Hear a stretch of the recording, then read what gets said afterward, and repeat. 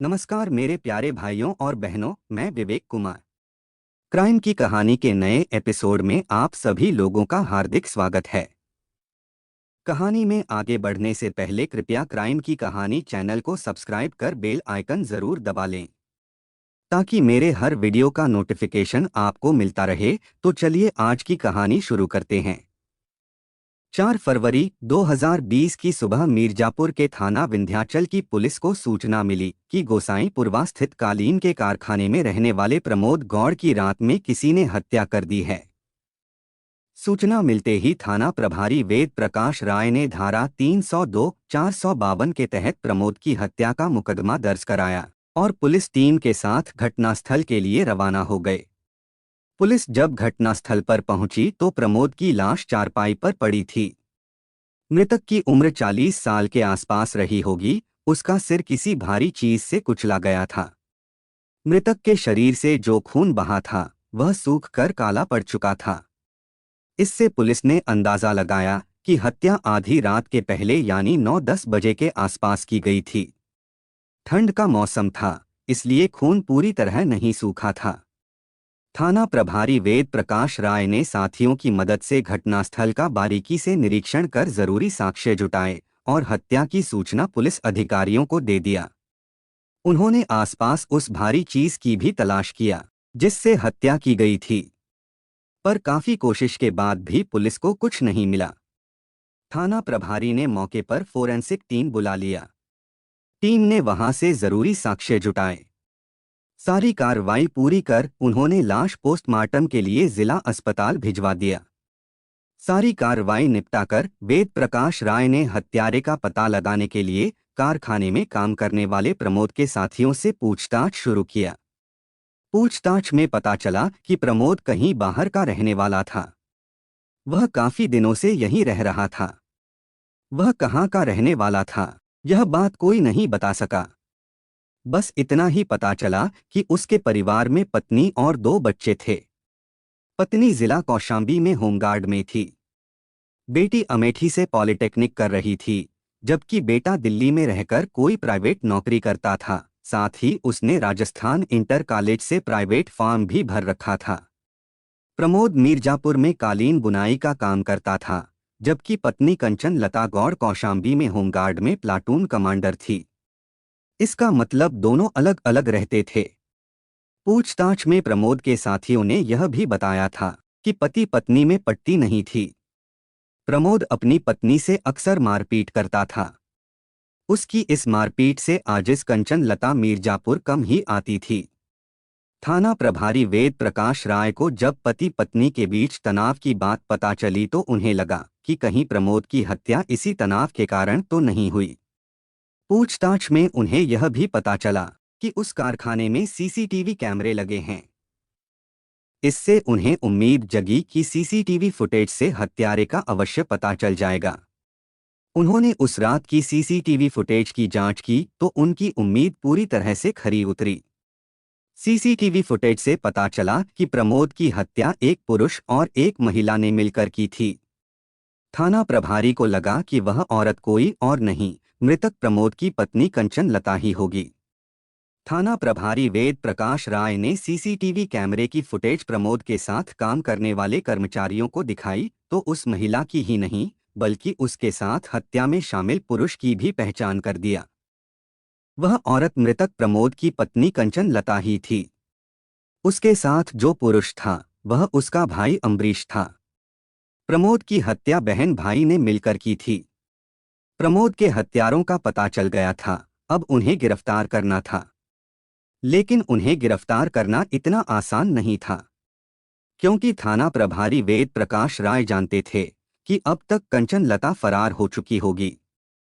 हत्या के बाद उन्होंने उसे बुलाकर पूछताछ भी की थी, तब उसने स्वयं को निर्दोष बताया था। फिर भी एक पुलिस टीम कौशाम्बी गई। जैसी पुलिस को आशंका थी वैसा ही हुआ। कंचन लता वहां नहीं मिली। उसका मोबाइल नंबर उनके पास था। पुलिस ने यह बात एसपी डॉक्टर धर्मवीर सिंह को बताई तो उन्होंने कंचन लता का नंबर सर्विलांस टीम को देकर उसके बारे में पता करने का आदेश दिया। यही नहीं, उन्होंने सर्विलांस टीम के अलावा एसआईटी और स्वाट को भी कंचन लता व उसके भाई अम्बरीश को जल्द से जल्द गिरफ्तार करने का आदेश दिया। इसी के साथ उन्होंने दोनों भाई बहन को गिरफ्तार करने वाली टीम को 25,000 रुपये बतौर इनाम देने की घोषणा भी किया। अब थाना पुलिस के अलावा सर्विलांस टीम, एसआईटी और स्वाट भी कंचन लता और अम्बरीश के पीछे लग गईं। थाना पुलिस ने अपने मुखबिरों को दोनों के बारे में पता करने के लिए लगा दिया था। इन कोशिशों से फायदा यह निकला कि 22 फरवरी यानी हत्या के 19 दिनों बाद मुखबिर ने सटीक जानकारी दिया। मुखबिर ने काले रंग की उस प्लेटिना मोटरसाइकिल यूपी 53CZ1559 के बारे में भी बताया, जिस पर सवार होकर भाई बहन गोसाईपुरवा से अमरावती चौराहे की ओर जा रहे थे। मुखबिर की सूचना पर पुलिस टीमों ने रात लगभग 10:15 बजे कालीखोह मेन रोड गेट के पास से दोनों को गिरफ्तार कर लिया। दोनों उसी मोटरसाइकिल पर सवार थे जिसके बारे में मुखबिर ने सूचना दी थी। दोनों को गिरफ्तार करने के बाद थाने लाया गया।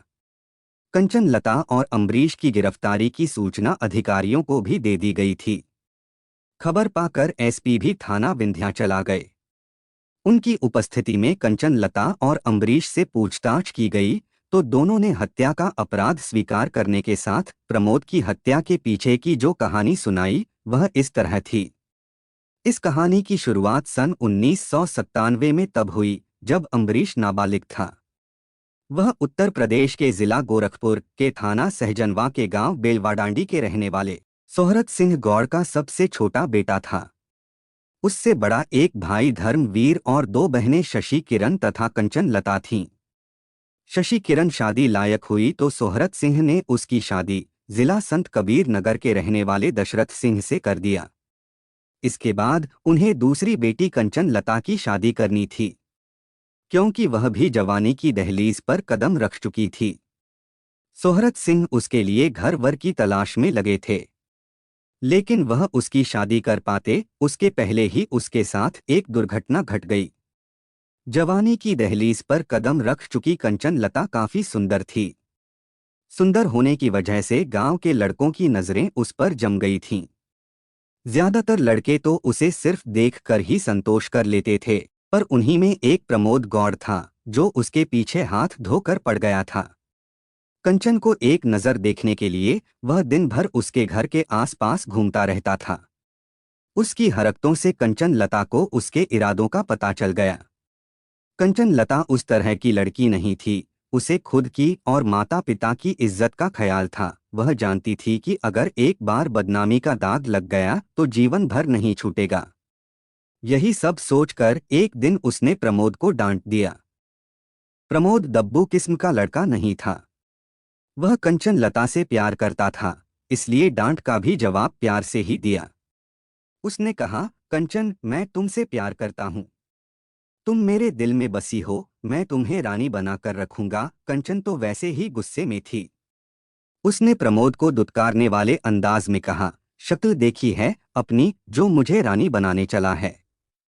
तेरे जैसे 36 लड़के मेरे पीछे पड़े हैं, पर मैंने किसी को राह में नहीं आने दिया, तो तू किस खेत की मूली है।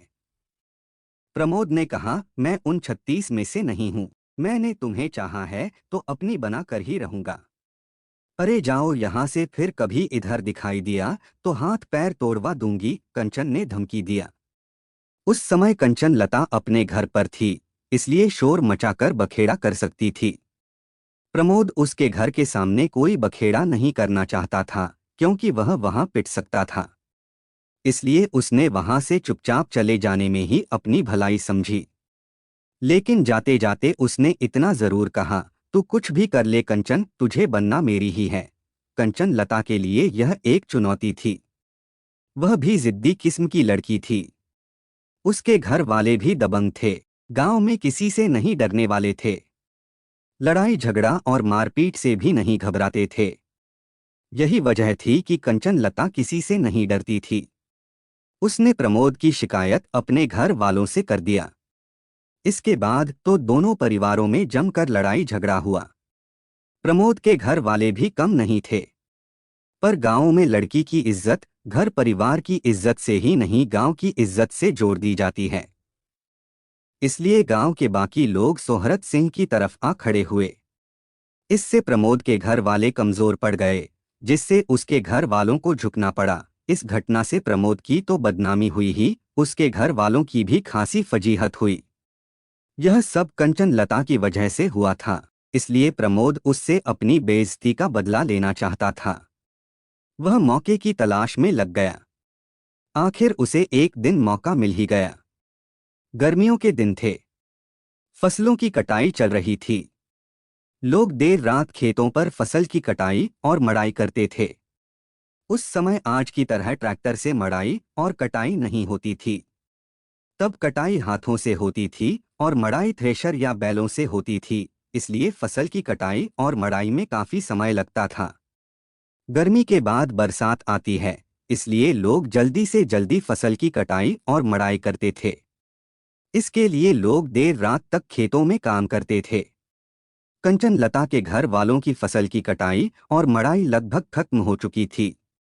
जो बची थी उसे जल्दी से जल्दी निपटाने के चक्कर में देर रात तक खेतों में काम करते थे। वैसे भी जून का अंतिम सप्ताह चल रहा था, बरसात कभी भी हो सकती थी। 27 जून 1997 की रात खेतों पर काम करके सभी घर आ गए, पर कंचन लता नहीं आई थी। रात का समय था, इसलिए ज्यादा इंतजार भी नहीं किया जा सकता था। फिर कंचन लता रात को कहीं रुकने वाली भी नहीं थी। जिस दिन प्रमोद के घर वालों से झगड़ा हुआ था, उसी दिन प्रमोद ने धमकी दी थी कि वह अपनी बेइज्जती का बदला जरूर लेगा। कंचन लता के घर ना पहुंचने पर उसके घर वालों को प्रमोद की वह धमकी याद आ गई। कंचन लता के घर वाले तुरंत प्रमोद के घर पहुंचे तो पता चला कि वह भी घर से गायब है। पूछने पर घर वालों ने साफ कहा कि उन्हें ना प्रमोद के बारे में पता है, ना कंचन के बारे में पता है। गांव वालों ने भी दबाव डाला, पर ना कंचन का कुछ पता चला, ना प्रमोद का कुछ पता चला। घर वाले पूरी रात गांव वालों के साथ मिलकर कंचन लता को तलाश करते रहे, पर उसका कुछ पता नहीं चला।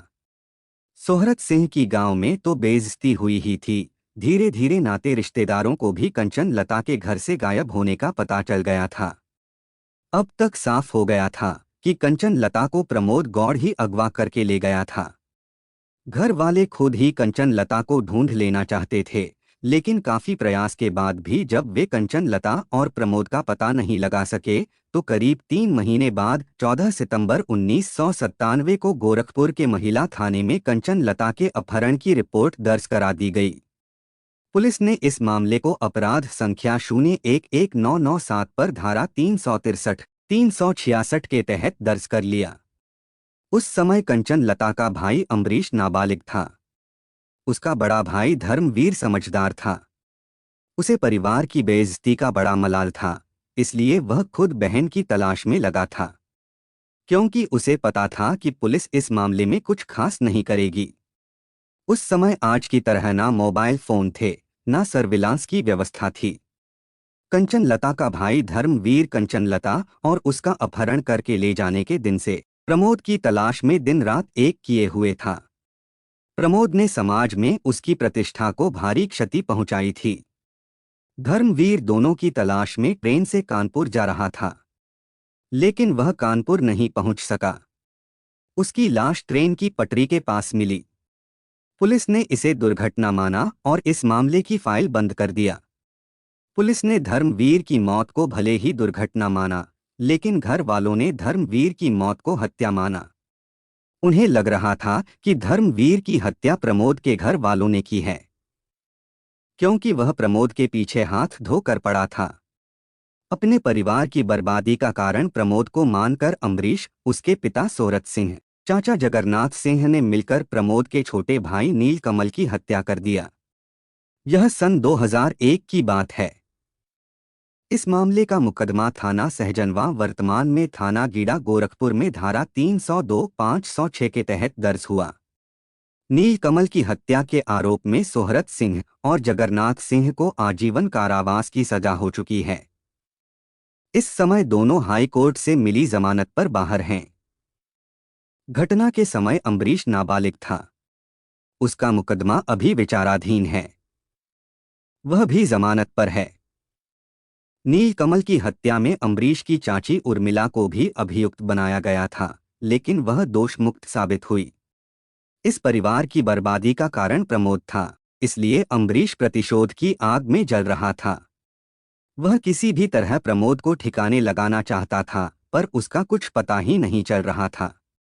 दूसरी ओर कंचन लता को अगवा करने के बाद प्रमोद ने उससे जबरदस्ती शादी कर लिया और किसी अज्ञात जगह पर छिप कर रहने लगा।